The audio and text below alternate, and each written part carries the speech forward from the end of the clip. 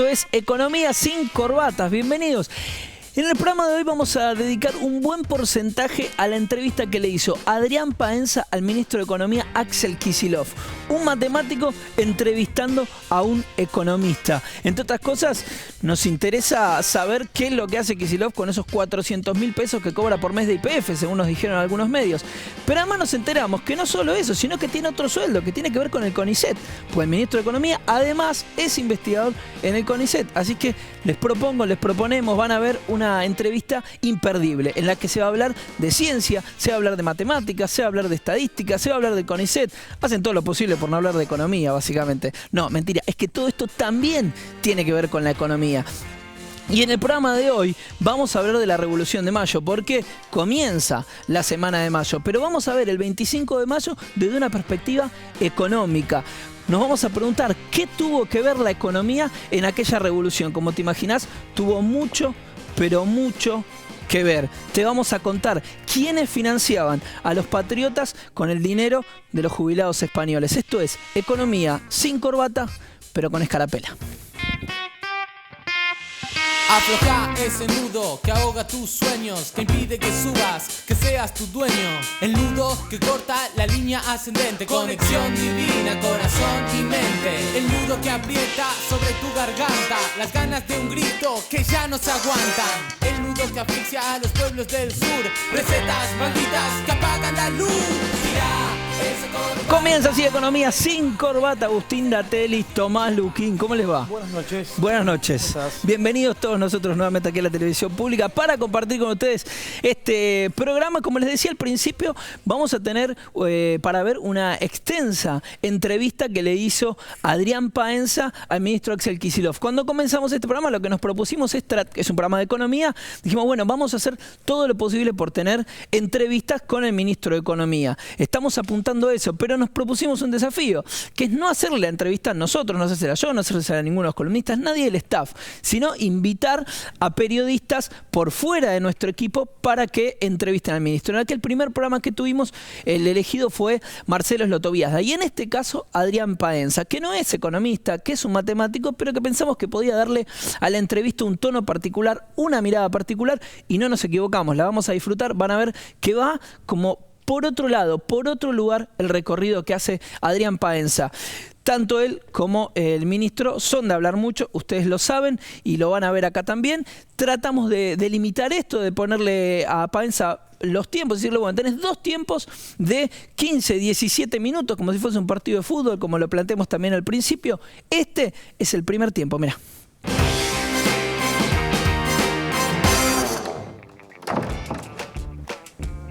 ¿Qué tal, Adrián? ¿Qué tal? Bienvenido, ¿Qué ¿cómo tal, está usted? Cecilia? Bien. En segundos nada más es la entrevista con el ministro. Cuéntenos cómo la preparó, cómo se preparó usted y cómo preparó la entrevista. Bueno, siempre preparo las entrevistas y además, esencialmente, hay un tiempo prefijado y yo quiero ver si soy capaz de concentrar con algunas preguntas, digamos, todo lo que me parece que puede ser importante. Yo no soy un experto, pero voy a tratar de preguntar desde el lugar del sentido común. Así que me llevó mucho tiempo y escribí muchas cosas. Si yo hablara con él todo lo que preparé, no nos vamos nunca más de acá. Estoy preparado para escuchar. Yo tengo las preguntas. Él es el que tiene las respuestas, supongo. Muchísimas gracias y, por favor, Gracias. adelante. Permiso. ¿Qué tal? ¿Cómo vas, Adrián? ¿Cómo andas? ¿Cómo estás? ¿Cómo Bien, estás? Un gusto Bien. verte. Bueno, antes de empezar a hablar contigo, Axel, quiero decir que me pasa una cantidad de cosas respecto a que haya un ministro de Economía como vos. En realidad un grupo de personas como vos o como ustedes. El país no está acostumbrado a tener primero un ministro de Economía que sea un investigador del CONICET. No está acostumbrado a tener, ya no hablemos solamente de ministro de Economía, sino en general que venga de la universidad pública, sí, pero no militante. La juventud, la militancia, la cultura de la asamblea, el hecho de que haya una lista de oradores, que uno se acostumbra con el tiempo a que quiere decir algo, vos te brillan los ojos mientras yo estoy hablando, porque esto nos remonta a un montón de veces en donde uno tiene muchas ganas de decir cosas y tiene que esperar su turno. O sea, uno se va entrenando en todo eso. Entonces, cuando aparecen cosas sobre la mesa, y en particular en un país, empiezan a generarse tensiones. Sobre todo porque hay que tomar decisiones, hay personas a las cuales ciertos intereses se les lesionan, Y esto tiene que ver con los distintos modelos de país. Conducir un país significa tomar determinaciones que afectan intereses. Vos sos el entrevistado, yo te digo, te planteo desde qué lugar yo voy a hacer la entrevista. Hacer política, yo no soy economista, es establecer prioridades para mí. La cantidad de dinero no es infinita, entonces hay que decidir. Bueno, ¿cómo hacemos? Porque hay que atender todas estas necesidades, hay que incluir. Entonces es un modelo de país. Hay otros modelos. Entonces yo desde ese lugar, yo no vengo a ponerte el pie, sino que como se hace en la ciencia, uno pone arriba de la mesa una teoría y vamos a discutirla. Entonces vamos a abordarla, vos la vas a defender y los que estamos del otro lado no es que atacamos a la persona, queremos entender y para entender hay que preguntar. Querría escucharte a vos reflexionar sobre esto. Mira, mientras hablaba vos decías, me brillan los ojos. Yo soy investigador del CONICET, profesor titular concursado de la Facultad de Ciencias Económicas, falta que el concurso lo apruebe el Consejo Superior, pero me he dedicado mucho tiempo de mi vida como profesión, además de la política que he hecho siempre, a lo que llamamos la academia, la docencia, la investigación. Mi objetivo era entrar al CONICET, trabajar de investigador, porque era algo que me parecía increíble que pasara. Pero había dos cosas. Primero que me decían que la carrera de investigador estaba cerrada, o sea que no había forma de entrar al CONICET. Alguien que quería ser investigador en la Argentina, en la universidad pública o en el sistema público, no podía. O sea que era un oficio, como tantas industrias que se cerraron en el país, que se había cerrado. O sea, uno preparaba para que tenías que ir. Tenías que irte al extranjero. Y después había un ministro de Economía en ese momento, en esta silla, por decir algo, que mandó a los investigadores del CONICET a lavar los platos. Así es. Yo quiero decirte algo que es chiste, pero que me parece que va. Mi mujer también es investigadora del CONICET y manda al ministro de Economía a lavar los platos. O sea que es la venganza de los investigadores, porque todos los fines de semana, cuando me manda a lavar los platos, yo digo, mira, al ministro lo mandan los investigadores a lavar los platos. Cambiaron las cosas. Y el ministro va. Y yo me jacto de eso, me parece. Cuando yo llegué al Ministerio de Economía, todos decían, no tiene experiencia práctica, ¿por qué se investiga? Al final, si uno estudia y sabe... O sea, si nos preparamos, entonces... nos servimos. Entonces... Y hay dos candidatos, creo, por ahí, muy importantes, que estaban terminando ahora sus últimas materias en alguna universidad privada, porque aparentemente la formación tiene algo que ver también con lo que uno hace profesionalmente.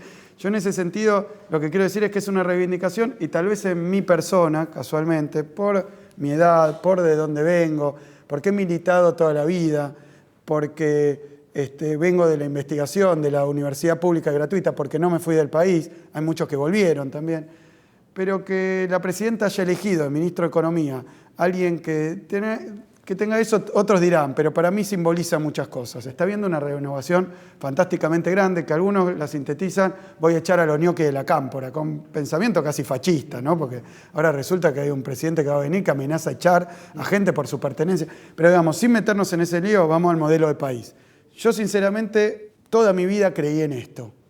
¿Qué es esto? Esto quiere decir que no tiene mucho que ver con lo que piensa la teoría económica oficial. La que existió hasta acá. Y la que enseñan en muchos libros. No, porque hay diferentes escuelas, digamos. Hay diferentes escuelas en teoría económica, como en todos lados. Pero en ahora economía... te voy a hacer una observación. Me vas a tener que dejar que te interrumpa cada tanto, porque si no me voy a ahogar. O sea, adelante. ¿Está bien? El asunto es que, como yo no soy un... Vos toma mate. Como yo no soy un experto... Otro investigador me manda a tomar mate. No contento con mandarme a lavar los platos. Como yo no soy un experto, yo necesito que cuando hablemos de economía, porque la economía es como con la matemática, la gente tiene una percepción de que eso no es para ellos. Y eso es una cosa que hay que romper, porque la matemática, como la economía, tiene que ser para todos, porque vos estás ahí en tanto que tratando de mejorar la calidad de vida de la sociedad. ¿Cómo no vamos a tratar de entender? ¿Cómo hacemos los que estamos de este lado para que vos expliques que determinadas cosas, porque las que vos explicás son las que van a ser votadas dentro del tiempo. Obviamente. Y habrá otros que van a proponer otras cosas. El que va a tomar la decisión tiene que entender cómo lo que vos decidís, o lo que va a decidir supuestamente lo que promete el otro, efectivamente los va a afectar a ellos, el obrero. Absolutamente. Mira, te digo más, yo formo parte de un grupo de economistas que como estudiantes y como profesores después en la universidad nos dedicábamos a eso, a tratar de bajar la economía para que la entienda la gente. Escribíamos, difundíamos, dábamos charlas en sindicatos, todo lado para que la entienda la gente. Porque teníamos una tesis que capaz no se aplica para la matemática, pero en economía yo estoy seguro. Primero, en economía hay una homogeneidad, hay pensamiento único en economía. Lo que se enseña es más o menos lo mismo y es un pensamiento en economía de derecha. Y eso se enseña en todos lados del mundo, como la ciencia económica.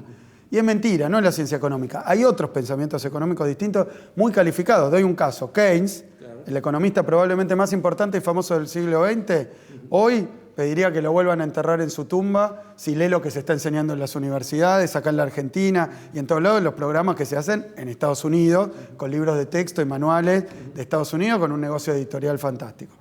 Pero cuando vos no entendés algo en economía, es que te están mintiendo. Lo decía Jaureche, no es que es difícil, es que te están mintiendo, te están engañando y te quieren hacer pasar las cosas. Bueno, porque la cultura de la sociedad hace que cuando uno no entiende, si uno pregunta, te hacen ver como que vos sos vulnerable, que sos un tonto, Sí, que sos cómo un no lo burro. entendió, si escuchame, todo el mundo, es que no lo entiende. Lo invierto.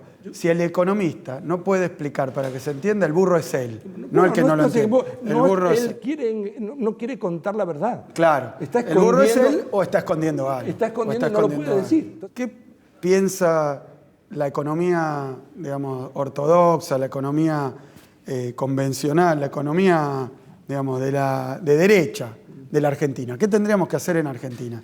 Mira, no es tan difícil de entender porque Argentina experimentó eso.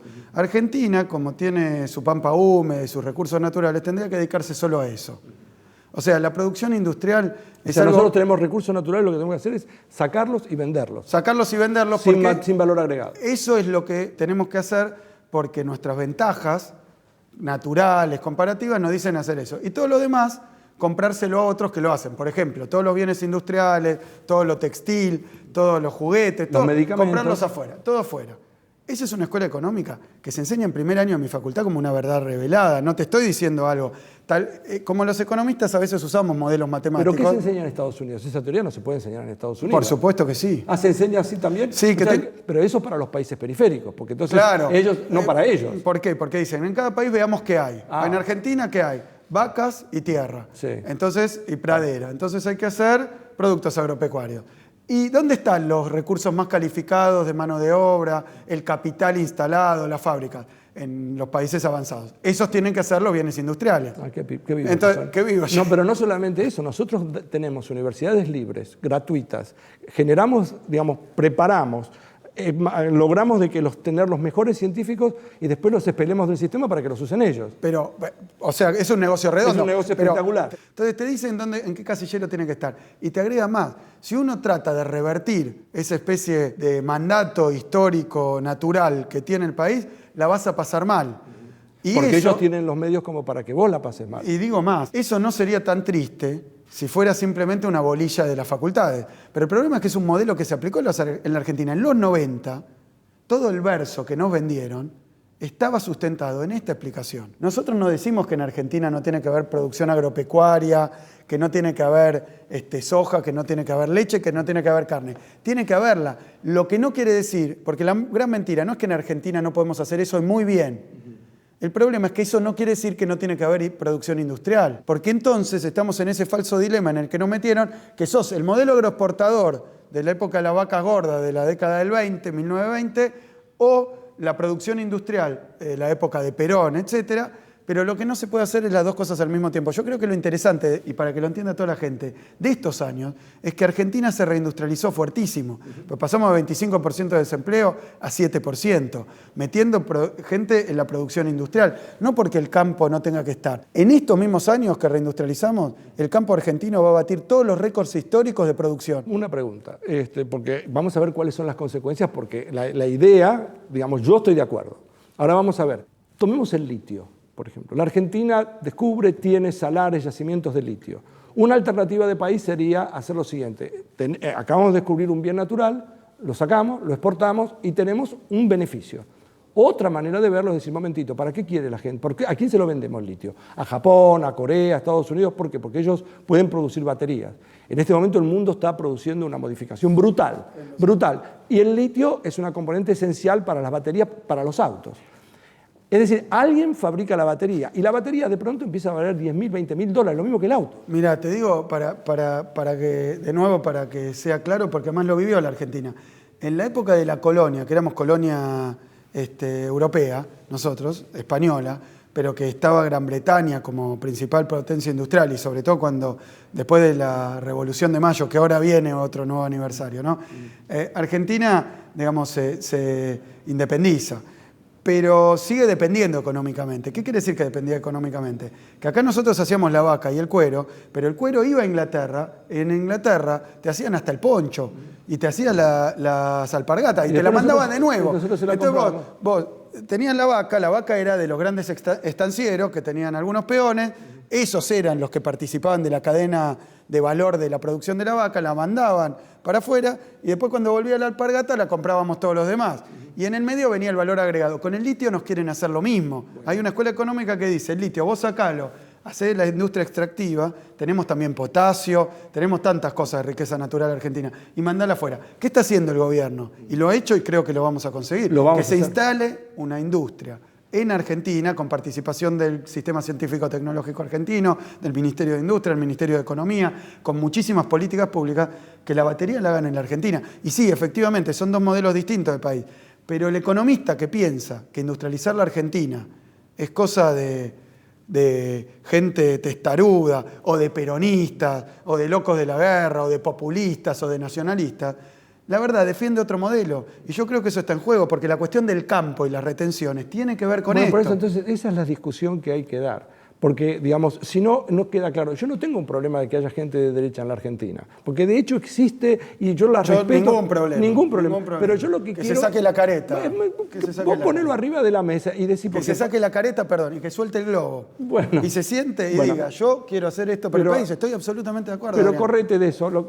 Digamos, pongámoslo arriba de la mesa. Vos decime cuál es el modelo de país que querés. Yo te voy a decir cuál es el mío. Y vamos a ver, vamos a exponerle a la gente. ¿Puedo poner un puntito más sobre esto? Primero, la orientación general. Lo que queremos hacer nosotros con el país es seguir reindustrializándolo.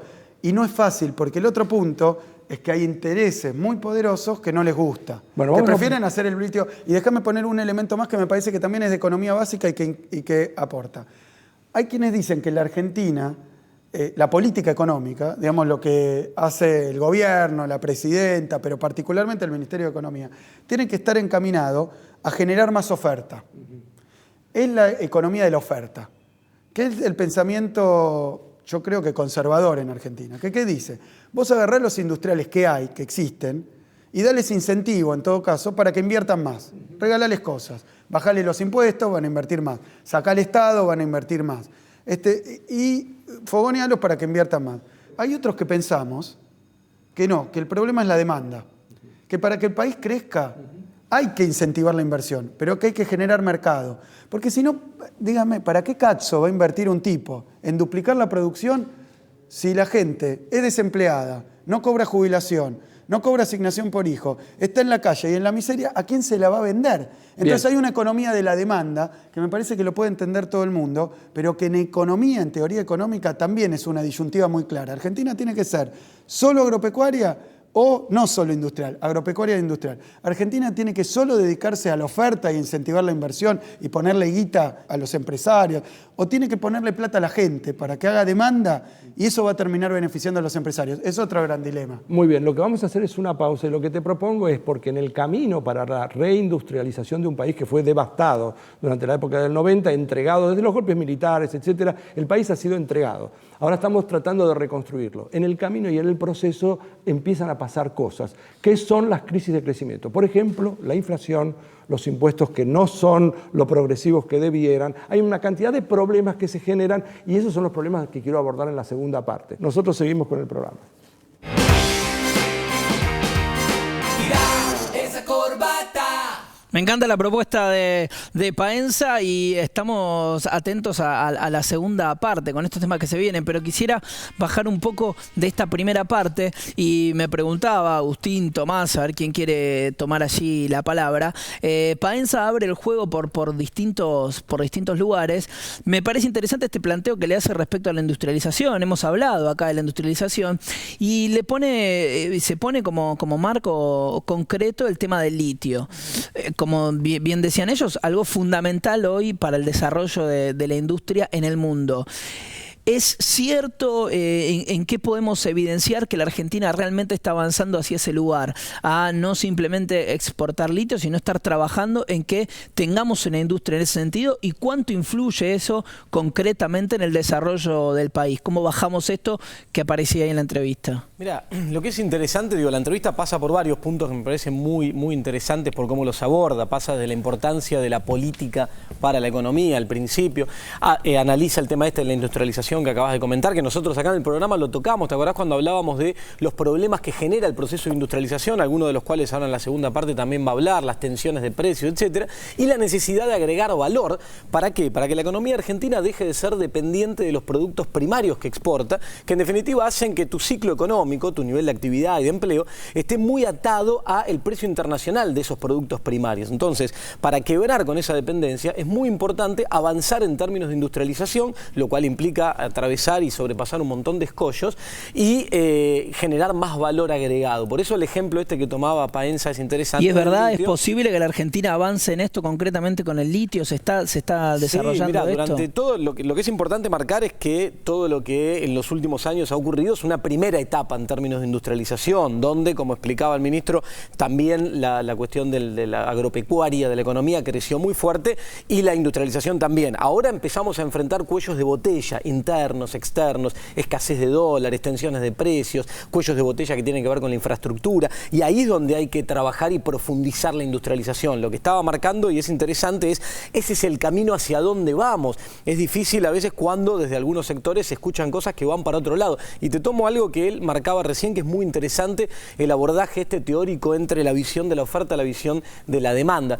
Los otros días justo participaba de un panel con otros economistas donde algunos de ellos decían el ciclo de consumo en Argentina está agotado. ¿Por qué? Porque la idea que tienen es, bueno, lo que hay que hacer ahora es empezar a priorizar la oferta, la inversión, estimular la inversión, creyendo que para eso es necesario implementar políticas de ajuste, porque la inversión llega si uno implementa políticas de ajuste. Esto no es así. Hay que sostener estas políticas y hay que por la demanda. Esa el es la consumo propuesta. Y la demanda, y la inversión termina reaccionando. Obviamente hay que hacer cosas, pero es importante sostener estas políticas para que la inversión empiece a recuperar nivel. Tomás, hacía un hincapié allí el ministro que tenía que ver con la academia. Dice, bueno, esto la verdad es que lo que estamos llevando adelante va en contra de lo que a mí me enseñan en la facultad, va en contra no de una corriente, sino lo que se enseña como verdad revelada. ¿Qué análisis haces de esto? ¿Es así? ¿Es un discurso realmente tan hegemónico, común? ¿Hay algún lugar donde se replique esto mismo que está llevando acá adelante el Ministerio de Economía? Primero, algo brevísimo sobre el proceso de reindustrialización. Sí. No es nada que se resuelva en 10, ni 12, ni 15 años. Un proceso de industrialización de un país demora 3 décadas. Entonces es un proceso que se acaba de abrir y que ha tenido avances y temas que todavía están muy pendientes con muchas deudas. Primero eso, y ahí el rol del Estado es fundamental y no al revés, no achicar el Estado, no reducir el Estado, sino que el Estado tiene que ser fundamental, tomando riesgos, asumiendo un rol central en la innovación, en la ciencia, en la tecnología, digamos.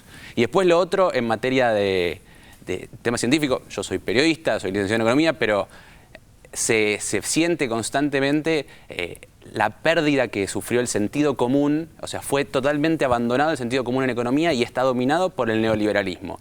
Y ahí es fundamental recuperarlo, no solamente en los espacios académicos, sino también en los espacios periodísticos, empresariales y demás. Hay que cambiar lo que es el sentido común en economía para avanzar y acompañar todos estos cambios que se están dando en otras áreas. Nos vamos a ir al corte. Cuando volvemos tenemos la segunda parte de la entrevista que le hizo Adrián Paenza a Axel Kicillof. Quédate. Hoy soberanía no son los cañones, hoy soberanía son tus decisiones. Cuando la política no es un desecho, te cambia la vida, renacen derechos. Basta ya de buitres, basta de cuentos, los números cierran con la gente